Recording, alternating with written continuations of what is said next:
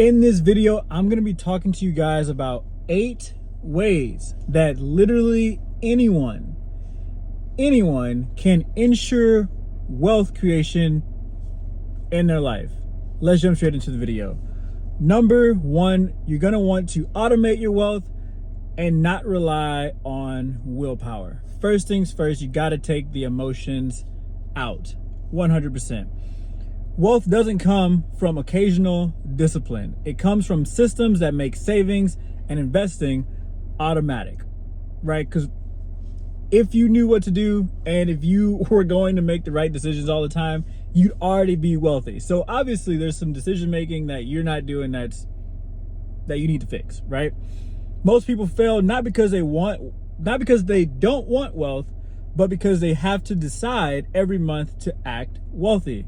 Automation will remove emotion from the equation. First thing you want to do is set up auto transfers from your main checking account to, 1 to 3 different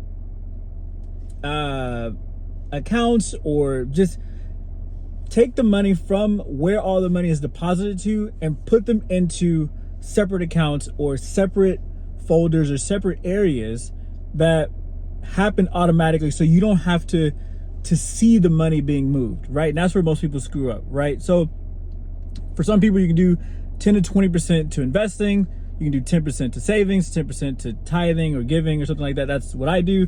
And then I have 10% for spending, and I do 50%, I think it comes out to like 50 to 55% or something like that, to just expenses, right? Number 2, live on a fixed standard, not a flexible income, right? The middle class spends more than they earn typically, but also they spend more when they earn more, right? And that's what you want to stay away from, right? The wealthy invest more than they earn when they earn more. Sorry, this is so hard to say. The wealthy will invest more as they earn more, where the middle class spend more as they earn more. And what you have to do is stay away from lifestyle creep. Stay away from, as you make money, you start spending more money. That's a no-no. It's something that a lot of people fall into.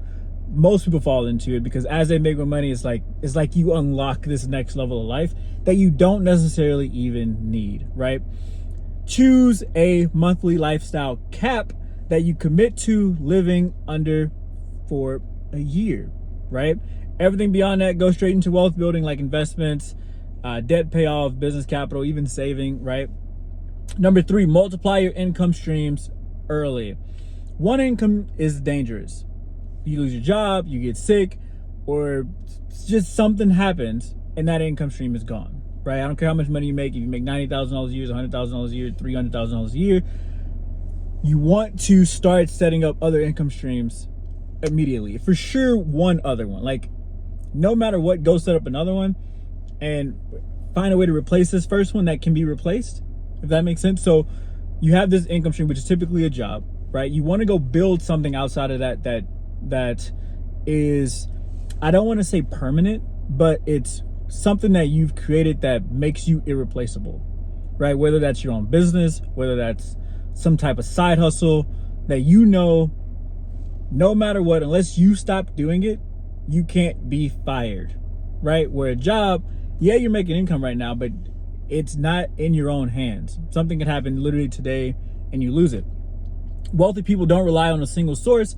They plant multiple trees that bear fruit over time, and that's the goal. Once you have the second thing that has created enough, then you want to go start dabbling in these little passive side income to create wealth over time, right?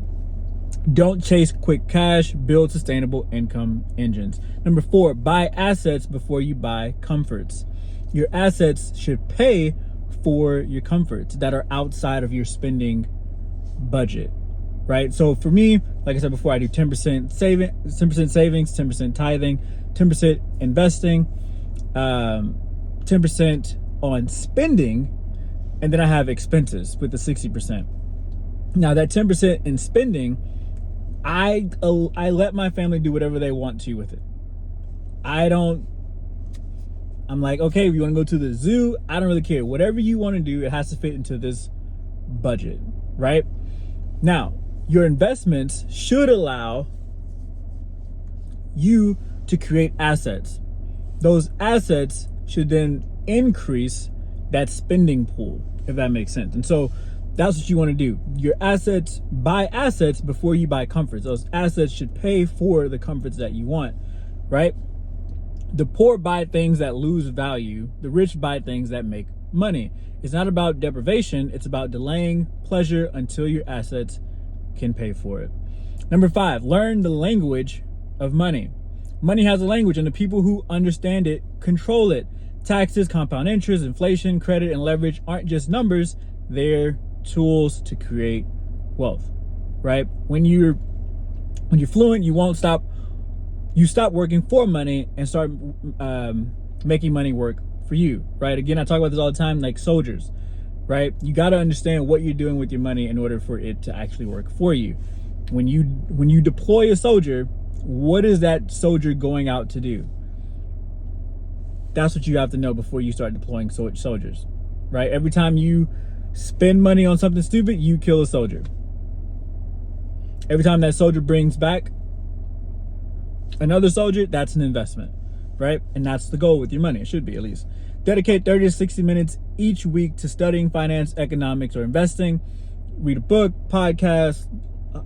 Find a way to become financially literate, right? Number 6, network up, not just across. Wealth flows through people. Your current circle likely determines your current income, right? If everyone knows you spend money, if everyone you knows spends more than they make or complains about money, you'll normalize it, right? Wealthy people deliberately surround themselves with others who think bigger, right? You got to find people who stretch you, right? If you're the guy in all of your circles, that's not a good thing. It says a lot about you. There's a lot of ego, there's a lot of pride, there's a lot of stuff going on. So you got to get around other circles as well. Now, I'm not saying that go get rid of all your friends that don't make a lot of money, right? It's not all about money, right? Because you can have broke friends who have great family life, right? You can have rich people who have terrible family life. Well, what's more important to you? Do you need both? What you gotta think about the life holistically, not just in one area and then eliminate everybody else, right? And so definitely something you gotta do. Relationships can open doors faster than hard work ever will, right? Number 7, protect before you prosper. It's not what you make, it's what you keep. Profits. Most people focus on earning more without protecting what they already have, right? So you got to understand, first of all, that it's not about revenue numbers. It's not about income numbers. If you make $200,000 a year, but you spend $180,000 a year, and you're not saving 10%, investing 10%, tithing 10%, and 10% for spending, but $180,000 of that is just expenses on stupid crap like cars or whatever, you're just broke at a higher level. The goal is profit. The goal is having high income with low expenses and having that middle number as big as possible to be able to live the life that you want, right? Now, I understand within that you're going to get expenses, you're going to get cars, you're going to get all the stuff that technically go into the expense box. However, there comes a certain point where the liabilities become just bills. Like having a nice car, like the Aston Martin can only be so nice for so long, and then it becomes a liability that you got to buy another one in however many years because you want that new upgraded, you know what I mean? Like at some point it's just pointless, right? And so that gap, you want that gap to be as big as possible while living a comfortable life and then having income, right? So if you make $100,000, let's say you make $60,000 a year, you start making $150,000 a year, don't go buy a house double, triple the amount just for the hell of it. Like, it doesn't make any sense.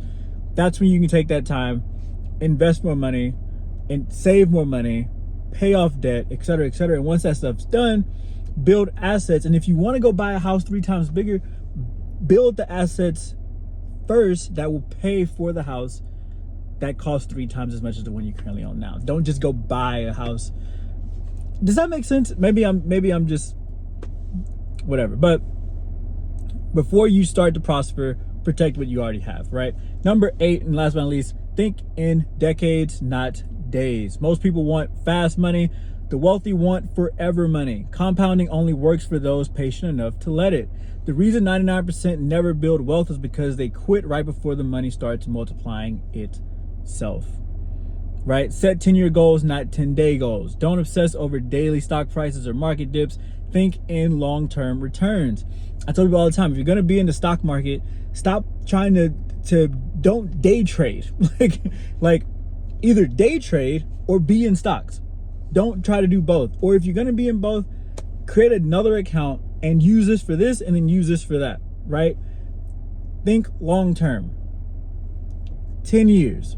For 10 years straight, I'm going to invest in Nvidia stock. Awesome. Right? And leave it. I don't care what it does dip wise. I don't care if it goes up. I don't care if it goes down. You can look at the trajectory of the all-time stock for a place like Nvidia or Tesla or whatever, and you can see where the trend is going and how much they've grown. And look at the last 10 years and think, okay, is that something that I should invest in? Probably so, right? And that's how you got to think about it. Reinvest instead of cashing out too early. There's no point. Just keep investing, right? The longer your money works, the harder it works. Patience is the wealth accelerator, right? Again, these are the 8 things that anyone can do to ensure wealth creation, right? Number 1, automate your wealth. Don't rely on willpower. Number 2, live on a fixed standard, not a flexible income. Number 3, multiply your income streams early. Number 4, buy assets before you buy comforts. Number 5, learn the language of money. Number 6, network up, not just across. Number 7, protect before you prosper. And last but not least, number 8, think in decades, not days. I hope this video helps. Hope you liked the video. Comment below what you thought, and I'll catch you guys on the next one. Peace.